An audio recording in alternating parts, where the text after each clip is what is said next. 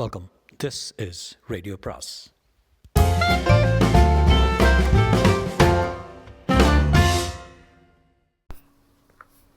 அனைவருக்கும் அன்பு வணக்கம். ராஜேஷ்குமாரின் நீல நிலா அத்தியாயம் 5. உதவி போலீஸ் கமிஷனர் பரிமளநாதன் கவலை கண்களோடு மருத்துவர் கீர்த்திவாசனை ஏறிட்டார். தடயவியல் நிபுணர் பிரேம்குமார் எந்த ஒரு விஷயத்திலும் நேர்மையும் ஒழுங்கையும் கடைபிடிப்பவர். அவர் சொன்ன நேரத்துக்கு இங்கே வரலன்னா அவருக்கு ஏதோ ஆபத்து ஏற்பட்டிருக்குன்னு அர்த்தம். தில்லைராஜன் இந்த நிலைமைக்கு யார் காரணமோ அவங்க தான் பிரேம்குமாரை இங்கே வராதபடி தடுத்து இருக்கணும். கீர்த்திவாசன் கவலையை மூவாயை தீர்த்தார். இப்போ என்ன பண்ணுறது சார்? பிரேம்குமாருக்கு எந்த வகை ஆபத்து ஏற்பட்டிருக்கலான்னு கண்டுபிடிக்கிறதுக்காக ஒரு போலீஸ் படை அமைக்கப்பட்டு அது நகரத்தில் அதிரடி வேட்டையை தொடங்கியிருக்கு. அவங்ககிட்ட இருந்து எந்த நேரமும் தகவல் வரலாம். உதவி போலீஸ் கமிஷனர் சொல்லிக் கொண்டிருக்கும் போதே அவருடைய செல்ஃபோன் அழைத்தது. பதற்றமாக எடுத்து காதுக்கு வைத்தார். ஹலோ சார், கட்டுப்பாட்டு அறை, உங்களுக்கு ஒரு தகவல். சொல்லுங்கள். தடயவியல் நிபுணர் பிரேம்குமார் போன மோட்டார் சைக்கிள் வேளச்சேரிக்கு பக்கத்தில் ஒரு முட்புதற்குள்ளே கிடந்தது சார். பிரேம்குமார் என்னாச்சுன்னு தெரியல சார். பைக் அப்படி இருந்ததே. பைக்கோட முன் விளக்கு உடஞ்சிருந்தது சார். பெட்ரோல் டேங்க்கு மேலே கொஞ்சம் ரத்தக்கரை இருந்தது. அந்த முட்புதரை சோதனை போட்டபோது பிரேம்குமாரோட செல்ஃபோன் கிடச்சிது. செல்ஃபோனுக்கு சேதம் இல்லையே? இல்லை சார். செல்ஃபோனில் அவர் கடைசியாக எந்த நம்பரோடு பேசினாருங்கிறத கண்டுபிடிங்க. கண்டுபிடிச்சிட்டோம் சார். யார் அந்த நபர்? ஒரு பெண் சார். பெண்ணா? ஆமாம் சார். அந்த பெண்ணோட பேர் முழுமதி. என்ன சொன்னீங்க? முழுமதியா? ஆமாம் சார். செல்ஃபோன் நிறுவனத்தில் நம்பரை கொடுத்து கேட்டபோது முழுமதிங்கிற பெண்ணோட முகவரி தான் கொடுத்தாங்க. போலீஸ் பட அந்த முகவரியை தேடி போயிருக்கு. அங்கே இருந்து எனக்கு தகவல் வந்ததும் மறுபடியும் உங்களை நான் தொடர்பு கொள்கிறேன் சார். ஓகே சொன்ன பரிமளநாதன் செல்ஃபோனை அணைத்து பேக்கெட்டுக்குள் போட்டுக்கொண்டார். தன்னை சுற்றிலும் நின்றிருந்த கீர்த்திவாசன், பிரதிபா, சிவசங்கர், நவநீதன் ஆகியோரை ஒரு பதற்ற பார்வையில் நினைத்தார். நாம் நினச்ச மாதிரியே தடயவியல் நிபுணர் பிரேம்குமாருக்கு ஏதோ ஆபத்து ஏற்பட்டிருக்கு. வேளச்சேரிக்கு பக்கத்தில் ஒரு முட்புதரில் அவருடைய பைக் கிடந்திருக்கு. பைக்கோட பெட்ரோல் டேங்கில் ரத்தக்கரை இருந்திருக்கு. முட்புதர்லேயே கிடந்த அவரது செல்ஃபோனில் கடைசியாக பேசிய ஒரு பெண்ணோட முகவரி போலீஸ் கைக்கு கிடச்சிருக்கு. அந்த பெண்ணோட பேர் முழுமதி. அடையாறில் வீடு. போலீஸ் பட அவளை தேடி போயிருக்கு. சார், பிரதிபா குறுக்கிட்டான். நீங்கள் சொன்ன விஷயத்தில் ஒரு தகவல் இருக்குது, கவனிச்சிங்களா? கவனித்தேன். உங்கள் அப்பா சுய நினைவோடு இருந்தபோது ஒரு காகிதத்தில் எழுதி காட்டின வார்த்தை நீல நிலா. இப்போது காணாமல் போயிருக்கிற பிரேம்குமாரோட செல்ஃபோனில் கடைசியாக பேசின பெண்ணோட பேர் முழுமதி. மதி, நிலா இரண்டுமே ஒரே பொருள் கொண்ட வார்த்தைகள். இதைத்தானே சொல்ல வரீங்க பிரதிபா? ஆமாம் சார். உங்கள் அப்பாவோட விவகாரத்தில் பிரேம்குமார் ஏதோ ஒரு வகையில் சம்மந்தப்பட்டிருக்காருன்னு நினைக்கிறேன். சார், தடயவியல் நிபுணராக இருக்கிற பிரேம்குமாருக்கும் மிகப்பெரிய தொழிலதிபரான எங்கள் அப்பாவுக்கும். ஆமாம், என்ன சம்மந்தம் இருக்க முடியும்? சிவசங்கர் வியப்பாய் கேட்டுக்கொண்டிருக்கும் போதே கட்டிலில் அசைவற்று படுத்திருந்த தில்லைராஜனிடமிருந்து கெக் என்ற ஒரு விக்கல் சத்தம் எழுந்தது. எல்லோருடைய பார்வையும் அவர் பக்கம் திரும்பியது. தில்லைராஜன் கண்ணிமைகள் மெல்ல பிரிந்து பாதி வழிகளை காட்ட அவருடைய வலக்கை மெல்ல உயர்ந்தது. மருத்துவர் கீர்த்திவாசன் உடம்பில் பதற்றம். பிரதிபா, உங்கள் அப்பாவுக்கு லேசாக நினைவு திரும்புதுன்னு நினைக்கிறேன். பேச்சு கொடுத்து பாருமா. பிரதிபா அவரிடம் குனிந்தாள். கையை பற்றி கொண்டாள். அப்பா அப்பா. பாதி திறந்த விழிகளோடு தில்லைராஜன் மெல்ல தலையை திருப்பி பிரதிபாவை பார்த்தார். பார்த்து கொண்டே இருந்தார். அவருடைய உதடுகள் மெல்ல துடித்தன. ஏதோ சொல்ல முயன்று தோற்றன. அடுத்து சிவசங்கரும் நவநீதனும் அவரிடம் குனிந்தார்கள். அப்பா அப்பா, நீல நிலான்னு எழுதி காட்டினீங்களே, அதுக்கு என்ன அர்த்தம்? சொல்லுங்கப்பா, என்ன அர்த்தம்? அவருடைய உதடுகள் மறுபடியும் பேச துடித்து அடங்கின. வலக்கை மட்டும் வேகமாக உயர்ந்தது. அவரால் பேச முடியல, ஏதோ எழுதி காட்ட விரும்புகிறான்னு நினைக்கிறேன். கீர்த்திவாசன் சொல்லிக்கொண்டே கிளிப் பேடில் பொருத்தியிருந்த காகிதத்தையும் பேனாவையும் தில்லைராஜன் வலக்கையில் திணித்தார். தொடர்ந்து சொன்னார். மிஸ்டர் தில்லைராஜன், கொஞ்ச நேரத்துக்கு முன்னாடி நீல நிலான்னு காகிதத்தில் எழுதி காட்டினீங்க. அந்த வார்த்தைக்கு என்ன அர்த்தம்? நிதானமாக எழுதி காட்டுங்க. தில்லைராஜன் வலக்கை விரல்கள் பேனாவை இறுக்கமாய் பற்றி கொண்டன. சில வினாடிகளுக்கு பின் பேனாவும் காகிதமும் அசைய ஆரம்பித்தன. எழுத்துக்கள் உற்பத்தி ஆயிற்று. காட்டுப்பகுதி இருட்டிலும் நிசப்தத்திலும் உறைந்து போயிருக்க பத்ரி நாராயணன் டார்ச் வெளிச்சத்தில் அந்த பள்ளத்துக்குள் இறங்கினார். மேலே நின்றிருந்த சுந்தர் குரல் கொடுத்தான். சார், நானும் பின்தொடர்ந்து வரட்டுமா? வேண்டாம், நீ மேலேயே இரு. 2 பேரும் ஒரே நேரத்தில் ஆபத்தில் மாட்டிக்கொள்ளக்கூடாது. நான் கீழே போய் வரலான்னு குரல் கொடுத்த பின் நீ இறங்கி வா. பத்ரி நாராயணன் சொல்லிக்கொண்டே ஒரு கையில் துப்பாக்கியும் இன்னொரு கையில் டார்ச்சுமாய் செடி கொடிகளை விலக்கி கொண்டு உள்ளே போனார். டார்ச் வெளிச்சம் சிறு சிறிதாய் காணாமற் போய் திடீரென்று சுற்றிலும் இருட்டு பரவிக்கொண்டது. சுந்தர் தன் கையில் வைத்திருந்த சிறிய பேனா டார்ச்சை இயக்கினான். அதன் வெளிச்ச உதவியோடு பள்ளத்தை எட்டி பார்த்தபடி காத்திருக்க ஆரம்பித்தார். வினாடிகள் கரைந்தன. 5 நிமிட நேரத்துக்கு பிறகு சுந்தர் பொறுமை இழந்து குனிந்தான். குரல் கொடுத்தான். சார். உள்ளே இருந்து பதில் இல்லை. சார், பலமாய் குரல் கொடுத்து பார்த்தான். பள்ளத்துக்குள் மௌனம்தான். கலவரமான சுந்தர் பள்ளத்துக்குள் 2 அடி கீழே இறங்கினான். கையில் இருந்த டார்ச் மூலம் வெளிச்சத்தை செலுத்தி பார்த்தான். கோணல் மாணலாய் ஒரு வழி தெரிந்தது. இறங்கி போய் பார்க்கலாமா? சுந்தர் சில வினாடிகள் யோசித்து பார்த்துவிட்டு பள்ளத்துக்குள் தொடர்ந்து மெதுவாய் இறங்கத் தொடங்கினான். கைக்கு கிடைத்த குற்றுச்செடிகளை பற்றி கொண்டு ஒரு 50 அடி தூரம் இறங்கியிருப்பான். கீழே லேசாய் வெளிச்சம் தெரிந்தது. டார்ச் வெளிச்சத்தின் ஒளி கீற்றுகள் செடிகளின் இடைவெளியில் பரவி இருந்தது. சார்! சுந்தர் குரல் கொடுத்து கொண்டே வேக வேகமாய் கீழே இறங்கி போனான். வெளிச்சம் இப்போது அதிகமாய் தெரிய ஒரு புதருக்குள் டார்ச் தலைக்குப்புற விழுந்திருந்தது.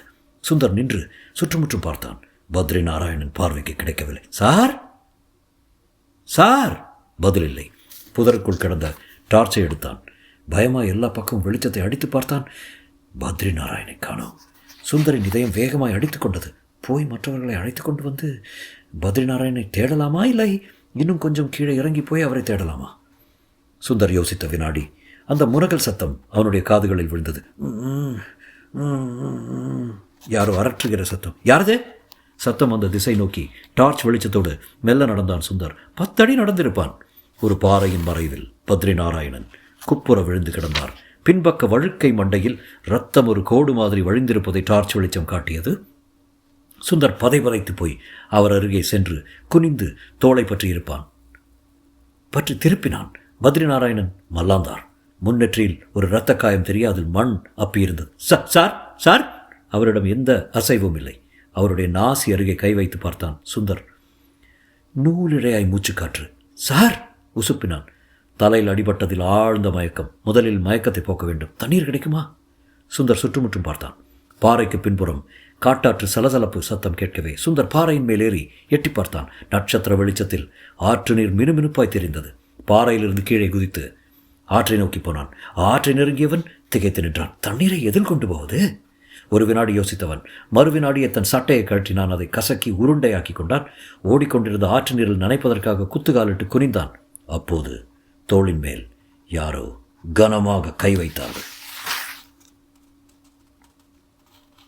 தன் தோளின் மேல் கனமாய் ஒரு கை விழவும் திடுக்கிட்டு போய் திரும்பி பார்த்தான் சுந்தர். சாம்பல் இருட்டில் ஒரு பரட்டை தலைமுகம் பார்வைக்கு கிடைத்தது. மூக்கிலும் காதுகளிலும் அணிந்திருந்த பெரிய பெரிய உலோக வளையங்கள் அந்த அடர்ந்த இருட்டிலும் மின்னின. இடுப்பில் தோலாடையும் முதுகில் ஒரு மூங்கில் கூடையும் தெரிந்தன. சுந்தர் உற்று பார்த்தான். அந்த உருவம் 2 அடி முன்னால் வந்தது. அவன் கிழவன். 70 வயது இருக்கலாம். உடம்பிலிருந்து ஒருவித தைல வாசனை அடித்தது. பறிக்கப்பட்ட பச்சிலைகள் மூங்கில் கூடைக்குள் இருந்து எட்டி பார்த்தன. கிழவன் தன் பாழ்பட்ட பற்களை காட்டி சிரித்தபடி கேட்டான். இந்த ராத்திரி நேரத்தில் தம்பி இங்கே என்ன பண்ணுது? சுந்தர் 2 அடி பின்வாங்கி மிரண்ட. நீ யாரு? பயப்படாத தம்பி, நான் இந்த காட்டுக்குள்ளே இருக்கிறவன் தான். என் பேர் குருவன். மூலிகை பச்சிலைகளை பறிக்கிறதுக்காக வந்தேன். என்ன அப்படி பார்க்குற? என்னடா இந்த ராத்திரி நேரத்தில் பச்சிலைகளை பறிக்கிறதுக்காக வந்திருக்கானேன்னு பார்க்குறியா? சில வகை மூலிகை பச்சிலைகள் ராத்திரி நேரத்தில் தான் வாசனையை வெளியிடும். பகல் நேரங்களில் ஊமை மாதிரி இருந்துடும். சுந்தருக்கு கிழவன் பேச்சில் நம்பிக்கை பிறக்கவே மெல்ல அவனுக்கு பக்கத்தில் வந்து நின்றான். கிழவன் தொடர்ந்தான். தம்பியை பார்த்தா பட்டணத்திலிருந்து வந்த மாதிரி தெரியுது. இந்த ராத்திரி நேரத்தில் இங்கே என்ன பண்ணிட்டு இருக்க தம்பி? சுந்தர் சில வினாடிகள் தயங்கி விட்டு பின்பு சொன்னான். நாங்கள் 8 பேர் ஒரு ஆராய்ச்சிக்காக இந்த காட்டுக்குள்ளே வந்தோம். மழையில் மாட்டிக்கிட்டோம். வேனை ஒரு பக்கமாக நிறுத்தி உள்ளே படுத்து தூங்கிட்டு இருந்தப்போ யாரோ ஒருத்தன் அந்த பக்கம் நடந்து வந்தான். எங்களை பார்த்து அவன் ஓட ஆரம்பிச்சிட்டான். நானும் எங்கள் ஆராய்ச்சி குழு தலைவரும் அவனை துரத்திக்கிட்டு இந்த பக்கமாக வந்தோம். அவன் இந்த பள்ளத்தில் இறங்கி ஓடிட்டான். நாங்களும் அவனை பின்தொடர்ந்து பள்ளத்துக்குள்ளே இறங்கினோம். தலைவர் அடிபட்டு மயக்கமாயிட்டார். அவரோட மயக்கத்தை தெளிய வைக்கிறதுக்காக இந்த ஆற்றுல தண்ணி எடுக்க வந்தேன். அடிபட்டவர் எங்கே கிடக்கிறாரு? அதோ அந்த பாறைக்கு பக்கத்தில். வா பார்க்கலாம். தண்ணி வேண்டாம், அவரோட மயக்கத்தை தெளிய வைக்கணும், அவ்வளோதானே. எங்கிட்ட இருக்கிற பச்சளையை கசக்கி அவரோட மூச்சா காற்றுல படும்படி வச்சா போதும் எந்திரிச்சு உட்காந்துருவார். சுந்தர் பிரமிப்பாக இந்த கிழவனை பார்க்க அவன் மறுபடியும் தன் சிதிலமான பற்களை காட்டி சிரித்தான். என்ன தம்பி, என் பேச்சில் உனக்கு நம்பிக்கை வரலையா? டவுனில் ஒவ்வொரு டாக்டரும் படித்த படிப்பெல்லாம் தன்னோட பேருக்கு பின்னாடி ஒரு முழு நீளத்துக்கு போட்டுட்டு வைத்தியம் பார்ப்பாங்க. நான் அப்படி கிடையாது, ஒரு காட்டுவாசி. எனக்கு தெரிஞ்சதெல்லாம் இந்த பச்சளை வைத்தியம் ஒன்று தான். வா தம்பி, அவரை போய் பார்க்கலாம். சுந்தர் அந்த கிழவனை கூட்டிக் கொண்டு பாறையின் மறைவுக்கு வந்தான். தலையில் இரத்த காயத்தோடு சலனமில்லாமல் படுத்திருந்த பத்ரிநாராயணை காட்டினான். இவர்தான்.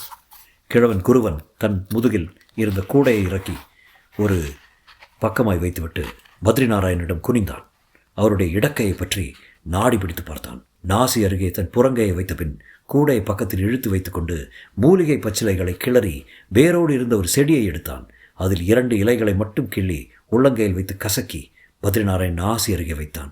10 வினாடி பத்ரிநாராயணின் உடல் அசைந்தது. கண்ணிமைகள் மெல்ல பிரிந்தன. சுந்தர் அவருடைய கைகளை பற்றி கொண்டு குரல் கொடுத்தான். Sir sir. சுந்தர். பத்ரிநாராயண் வலிக்கிற தலைக்காயத்தின் மேல் கையை வைத்துக்கொண்டே எழுந்து உட்கார்ந்தார். சார் சார், உங்களுக்கு எப்படி அடிபட்டது? யாராவது தாக்குனாங்களா? யாரும் தாக்கல. பள்ளத்தில் இறங்கும்போது காலடறி விழுந்து இந்த பாறை மேலே மோதிட்டேன். அடிபட்டதுமே மயக்கமாயிட்டேன் சொன்ன பத்ரிநாராயண் தனக்கு பக்கத்தில் குத்துக்காலிட்டு உட்கார்ந்த குருவன் கிழவனை பார்த்து விட்டு கேட்டான், யார் இந்த ஆள்? சுந்தர் பதில் சொல்வதற்குள் கிழவன் குறுக்கிட்டான். சாமியே, நான் காட்டுவாசிங்க, பேர் குருவன். மூலிகை செடிகளை சேகரம் பண்ணி டவுனில் இருக்கிற நாட்டு வைத்தியர்களுக்கு விற்று 2 காசு பார்த்து பொழப்பு நடத்திட்டுருக்கேன். சில மூலிகை செடிகள் ராத்திரி நேரத்தில் தான் வாசத்தை வெளியிடும். அதை கண்டுபிடிக்க சேகரம் பண்ணத்தான் வந்துட்டு இருந்தேன். தம்பியை பார்த்ததும் யார் என்னான்னு விவரம் கேட்டேன். நீங்களும் தம்பி யார் துரத்திக்கிட்டு ஓடி வந்தா சொல்லிச்சே, அந்த ஆள் யாருன்னு எனக்கு தெரிஞ்சாமே. பத்ரிநாராயண் அவனை வியப்பாய் பார்த்தான். உனக்கு தெரியுமா? தெரிஞ்சாமே. யார் அது? போலீஸ் தேடிக்கிட்டு இருக்கிற கொலை குற்றவாளி சாமே. போலீஸ்காரங்க 2-3 தடவை இந்த காட்டுக்குள்ளே வந்து தேடி பார்த்துட்டு போயிட்டாங்க. அவன் எங்கள் கண்ணில் சில நேரம் பட்டுவிட்டு உடனே மறைஞ்சிடுவான். 2 காட்டுவாசி பொண்ணுங்களை காட்டுக்குள்ளே இழுத்து போய் கதற கற்பழித்து கொண்டு இருக்காமே. இந்த காடு முன்னே மாதிரி இல்லை சாமி. நீங்கள் ஏதோ ஆராய்ச்சிக்கு வந்திருக்கிறதா தம்பி சொல்லிச்சு. காட்டை விட்டு வெளியே போகிற வரைக்கும் வந்திருக்கிற 8 பேர் பத்திரமா இருக்கணும் சாமியே. ஒருத்தரை விட்டு ஒருத்தர் தனியாக வெளியே போகாதீங்க.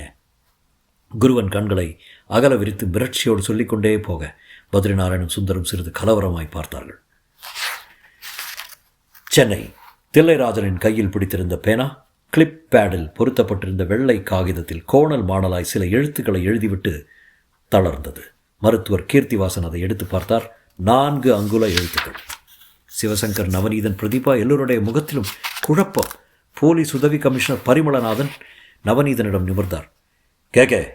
கேகேஎஃப்எஃப், இந்த 4 எழுத்துக்களும் என்ன அர்த்தம்? தெரியல சார்.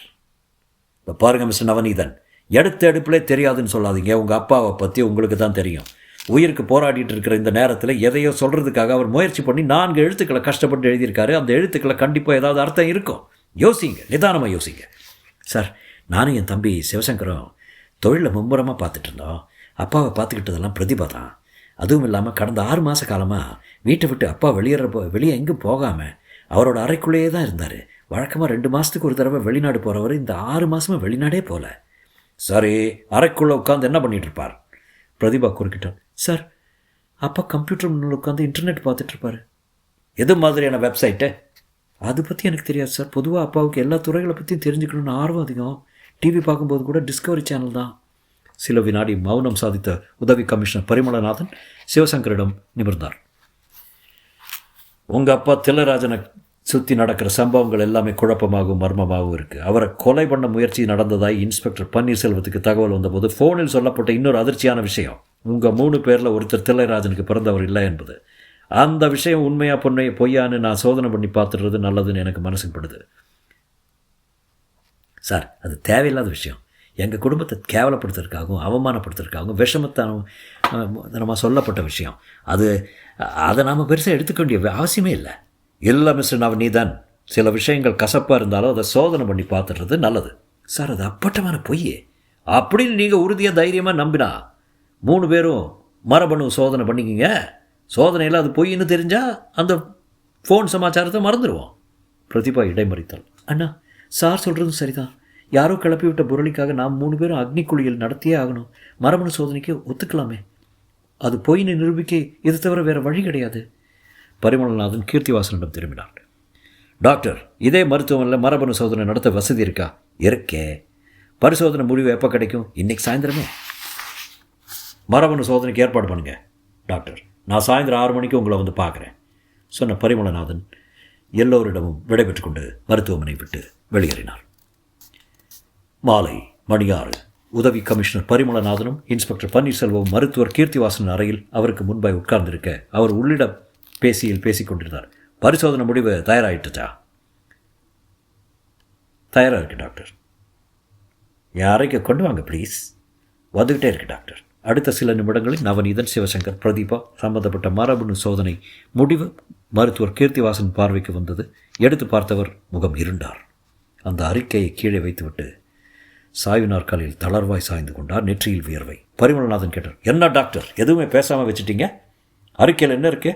ஃபோனில் பேசினவன் சொன்ன மாதிரி 3 பேரில் ஒருத்தர் தில்லைராஜனுக்கு பிறக்கலையா? இல்லை இவங்க சொல்கிறது உண்மையா? கீர்த்திவாசன் கவலையாய் நிமிர்ந்தார்.